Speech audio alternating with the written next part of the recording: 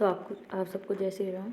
हम स्टार्ट करते हैं। आज जो कल यूनिट हमने ग्रेड 6 की सोशल साइंस की हमने हमारे अतीत बुक स्टार्ट की थी। उसमें से हमने कल जो फर्स्ट यूनिट है उसके हमने हाफ कर लिया था। हमने कल पढ़ लिया था, रसीदे के सवाल पढ़ लिए थे हमने। कैसा मतलब हम कैसे पता लगाएं कि थोड़ा सा रिवीजन कर लेते हैं कल का, तो जिससे जो लोग आज न्यू जुड़ेंगे तो उन्हें थोड़ा सा रिफ्रेश हो जाएगा। और देखो, तो हमने कल क्या पढ़ा था। हमने कल पढ़ा था कि रसीदा एक लड़के है, तो वो ये सोचते हैं कि जब हम जैसे आज के टाइम को न्यूज़ पढ़ते पढ़ते न्यूज़पेपर पढ़ रही होती है, और उसके तब वो सोच रही होती है कि पहले के ज़माने के लोगों को न्यूज़ के बारे में कैसे पता चलता था। तो वो ये सोच रही होती है, उसके उसके तहत ही आगे नीचे बताया गया कि कैसे पता लगाएं, कैसे पता चलता था। उसके बाद अतीत के बारे में हम क्या जान सकते हैं कि ये उसमें ये बताया गया था कि हमारे जो बुजुर्ग हैं या जो हमारे पूर्वज थे वो कैसे रहते थे, कैसे कपड़े पहनते थे, कैसे खाते थे, इन सब के विषय में भी बताया गया है। उसके बाद में लोग कहाँ रहते थे इसके बारे में बताया गया है। कल हमने ये सब पढ़ लिया था। आप पिछले वाली वीडियोज़ देख लीजिएगा जाके, तो आपको सारे अच्छे से डिटेल्स मिल जाएगी। तो हमने ये मैप भी कवर किया था, नर्मदा नदी और उसके बाद में सुलेमान पर्वत और गिरधर पर्वत के आसपास ये जो एरिया है ये भी मैप में कवर किया था कल। और उसके बाद में हमने मानचित्र पर सिंधु तथा इसकी सहायक नदियों का पता लगाने का प्रयास, ये सब पूरा हमने कल पढ़ लिया था। इसके बाद से हम आज स्टार्ट करते हैं अतीत के बारे में कैसे जाने। ये मैन्यूस्क्रिप्ट के बारे में भी पता था, हम पढ़ाई हमने कल अच्छे से एक्सप्लेन किया था कि मैन्यूस्क्रिप्ट शब्द है कहाँ से लिया गया है, किस भाषा से, लैटिन भाषा से लिया गया है, और मेन्यू का मतलब क्या होता है, और ये सब वगैरह हमने कल पढ़ लिया था। तो आप पिछले वाली वीडियो है तसल्ली से आराम से बैठ के देख लेना। हम आज स्टार्ट करते हैं क्योंकि ये शिलालेख हमने कल यहाँ से कंप्लीट किया था। और अतीत अब हम स्टार्ट करते हैं। ये हमने जब ये सिंधु घाटी सभ्यता का उदाहरण भी दिया था मैंने, वहाँ से निकली हुई थी ये जो भी वस्तुएं निकलती हैं, मतलब खुदाई के दौरान जो भी चीज़ें निकलती हैं, छोटी छोटी चीज़ें, मिट्टी के बर्तन, मोहर, कोई भी चीज़ें, कोई भी धातु निकलती है, उसके विषय में हमने कल पढ़ लिया था। अतीत एक या अनेक, आज हम इससे यहाँ से स्टार्ट करेंगे, ठीक है। अतीत एक या अनेक मतलब अतीत एक है या अनेक है, आज हम ये टॉपिक स्टार्ट करेंगे। और मैं कोशिश करूँगी कि ये आज यूनिट कवर कर दें, तो कल से दूसरी यूनिट स्टार्ट कर देंगे। तो मुश्किल से ज़्यादा 8 दिन लगेंगे, और ये मतलब हमारे अतीत वाली बुक है अच्छे से कवर हो जाएगी, पूरी ख़त्म हो जाएगी 6th क्लास की, जल्दी कवर कर लेंगे हम। 6th है अभी तो थोड़ा फास्ट चलेंगे। जब 8th क्लास और 9th 10th में आएंगे तब थोड़ा अच्छे से ज़्यादा एक्सप्लेन करना होगा, ठीक है। तो चलो स्टार्ट करते हैं। अतीत एक या अनेक, क्या तुमने इस पुस्तक के शीर्षक हमारे अतीत पर ध्यान दिया। यहाँ अतीत शब्द का प्रयोग बहुवचन के रूप में किया गया है। सॉरी, ऐसे इस तथ्य की ओर ध्यान दिलाने के लिए किया गया है कि अलग अलग समूहों के लोगों के लिए इस अतीत के अलग अलग मायने थे। उदाहरण के लिए पशुपालकों अथवा कृषकों का जीवन राजाओं तथा रानियों के जीवन से तथा व्यापारियों का जीवन शिल्पकारों के जीवन से बहुत भिन्न था। और जैसा कि हम आज भी देखते हैं, उस समय भी देश के अलग अलग हिस्सों में लोग अलग अलग व्यवहार और रीति रिवाजों का पालन करते थे। मतलब ये है कि ऐसा तो है नहीं आज की, मतलब हमारे अतीत दिया गया। अतीत से मतलब ये है कि सबका पास्ट एक जैसा तो नहीं होता ना। जो राजा रानी उस टाइम के जो राजा रानी थे, उनका पास्ट था, उनका जो पास्ट था, जो बीत चुका हुआ उनका जो कल था, वो एक जैसा तो नहीं होगा ना कि जो राजा रानी है उनका पास्ट एक जैसा हो, जो किसान है उनका और फार्मर्स और जो भी बिजनेसमैन है, जो व्यापारी लोग हैं, उन सब का एक जैसा अतीत रहा होगा, ऐसा तो नहीं हुआ होगा ना। सबकी अपनी अपनी चुनौतियाँ और अपनी अपनी कठिनाइयाँ हैं। तो सबके लिए क्या होगा, अतीत के मायने अलग अलग हो जाएंगे। क्योंकि किसी का भी पास्ट हो, अपने से हम पर्सनली ले लें, हमारा पास्ट दूसरे से अलग है, दूसरे के जीवन में उसके जीवन के पिछले दिनों में क्या हुआ है, वो जरूर नहीं कि आपके जीवन में वो हमारे जीवन में वो, सबका अपना अपना अतीत है। तो इसलिए सबके क्या होगा, अतीत एक या अनेक, अतीत एक होता है या अनेक होते हैं, उसके विषय में बता रहा है। उदाहरण के लिए आज अंडमान द्वीप के अधिकांश लोग अपना भोजन मछलियाँ पकड़कर, शिकार करके तथा फल फूल के संग्रह द्वारा प्राप्त करते हैं। इसके विपरीत शहरों में रहने वाले लोग खाद्य आपूर्ति के लिए अन्य व्यक्तियों पर निर्भर करते हैं। इस तरह के भेद अतीत में भी विद्यमान थे।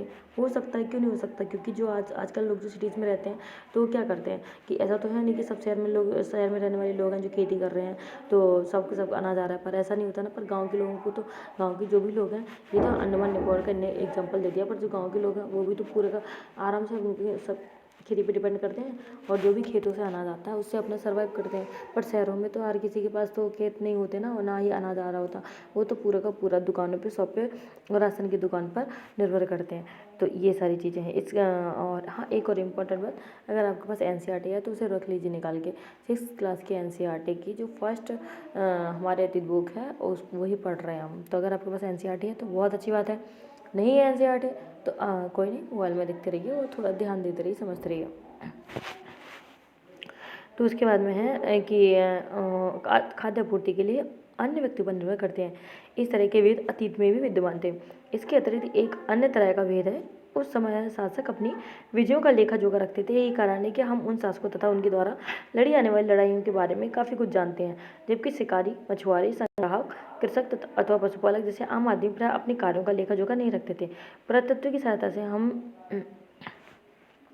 हमें उनके जीवन को जानने में मदद मिलती है। हालांकि अभी भी इनके बारे में बहुत कुछ जानना शेष है। हाँ, ये भी बात है, जैसे कि जो राजा महाराजा थे तो वो एक जब वो लड़ाइयों पे जाते थे, या एक राजा जो दूसरे राजा पे विजय प्राप्त कर लेता था, तो उसके उपलक्ष्य में वो क्या करते थे, अभिलेख बनवाते थे, शिलालेख पर खुदाई करवाते थे, अपनी विजय गाथाओं का वर्णन करवाते थे, सिक्के बनवाते थे। तो इससे क्या है कि हमें पता चलता है कि इस सन को ये हुआ था, और वो अपनी विजय गाथाओं को आगे आने वाली पीढ़ियों तक के लिए सुरक्षित कर देते हैं। पर जो आम आदमी थे उस टाइम के, आज के वक्त में भी ऐसा ही है, जो आम आदमी आज के टाइम में तब भी ये है कि सब लोग सोशल मीडिया पर पोस्ट डालते रहते हैं अपने पर्सनली भी, तो उनका यह है कि डाटा सेव रह जाता है।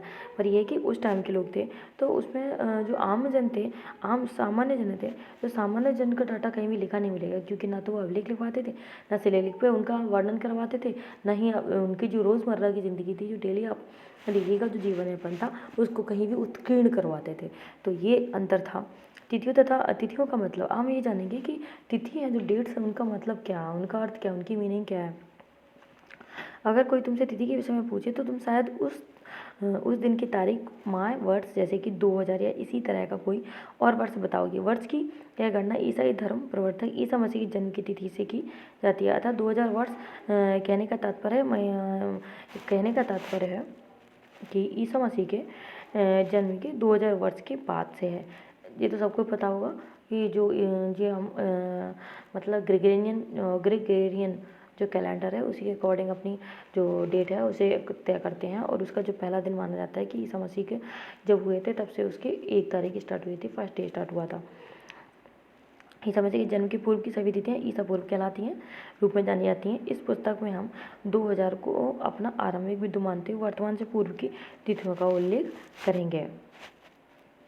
इतिहास और उसकी तिथियाँ, अंग्रेजी में BC, हिंदी में ईसा पूर्व का तात्पर्य बिफोर क्राइस्ट, मतलब जब ईसा मसीह पैदा नहीं हुए थे तो BC ईसा पूर्व हो गया कि ईसा मसीह के जन्म के पूर्व, बिफोर क्राइस्ट हो गया EC। कभी कभी तुम तिथियों में पहले AD देखते हो, AD का मतलब होता है एनो डोमिनी नामक 2 लैटिन शब्दों से बना, जिसका तात्पर्य था ईसा मसीह के जन्म के वर्ष से। मतलब देखो, जब हम BC कहते हैं, बिफोर क्राइस्ट कहते हैं, तो मतलब ईसा मसीह के जन्म से पहले, जैसे हम हिंदी में ईसा पूर्व लिख देते हैं। पर जब ईसा मसीह का जन्म हो जाता है तो हम AD स्टार्ट करते हैं, मतलब उनके समय के जब उनका जन्म हुआ तभी से स्टार्ट हुआ ये सब। कभी कभी AD की जगह CE तथा BC की जगह BCE का प्रयोग होता है। CE अक्षरों का प्रयोग कॉमन एरा तथा BCE का प्रयोग बिफोर कॉमन एरा के लिए होता है। इन शब्दों का प्रयोग इसलिए करते हैं क्योंकि विश्व के अधिकांश देशों में अब इस कैलेंडर का प्रयोग सामान्य हो गया। भारत में तिथियों के इस रूप का प्रयोग लगभग 200 वर्ष पूर्व आरंभ हुआ था। कभी कभी अंग्रेजों के BP अक्षरों का प्रयोग होता है, जिसका तात्पर्य बिफोर प्रेजेंट, वर्तमान से पहले है। अब यह है कि BC बिफोर क्राइस्ट ही है, उसके अलग अलग कोई BP कह देता है, कोई BC कह देता है, ध्यान रख लेना। अब उसके बाद में आपको ये दे रखा है, थोड़ा कल्पना करो, तुम्हें एक पुरातत्वविद का ये देते नहीं, तो क्लास एक्टिविटी होती है, तो क्लास एक्टिविटी में जो बच्चों को दे देते हैं करने के लिए, तुम्हें एक पुरातत्वविद का साक्षात्कार लेना है और उन 5 प्रश्नों की एक सूची तैयार करो जिन्हें तुम पुरातत्वविद से पूछना चाहोगे। तो ये तो चलो ठीक है, छोड़ते हैं ना, और चर्चा करें में छोड़ते हैं, आओ करके दिख भी छोड़ते हैं। तो ये शायद हमारी फर्स्ट यूनिट कंप्लीट हो गई।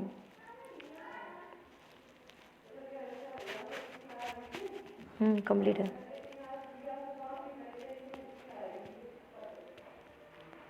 तो ये हमारी फर्स्ट यूनिट कंप्लीट हो गई। एक बार मैं शुरू से रिवीजन करवा देती हूँ आपका जल्दी से। तो फर्स्ट यूनिट कंप्लीट है। जैसे कि हम प्रारंभिक कथन मतलब क्या, कब, कहाँ और कैसे।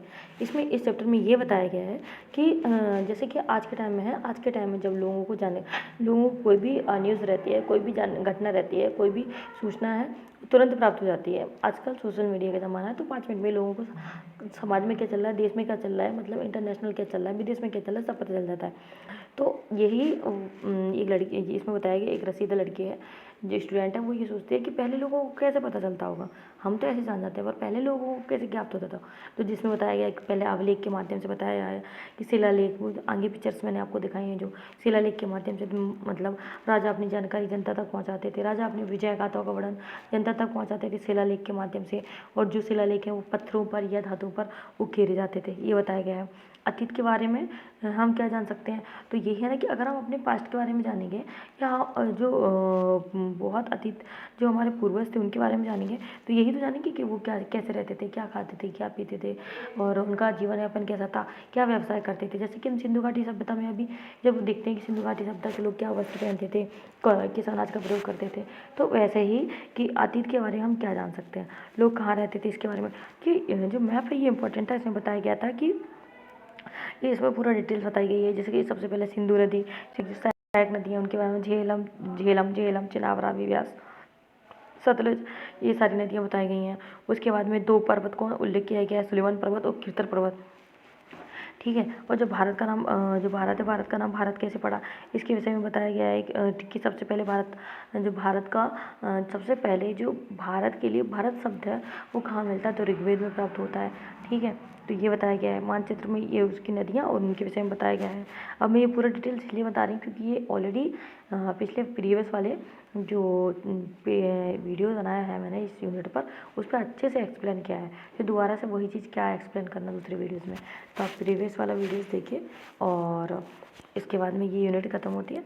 जो कुछ अगर समझ ना आया हो कमेंट करना, ठीक है। जय श्री राम, थैंक यू।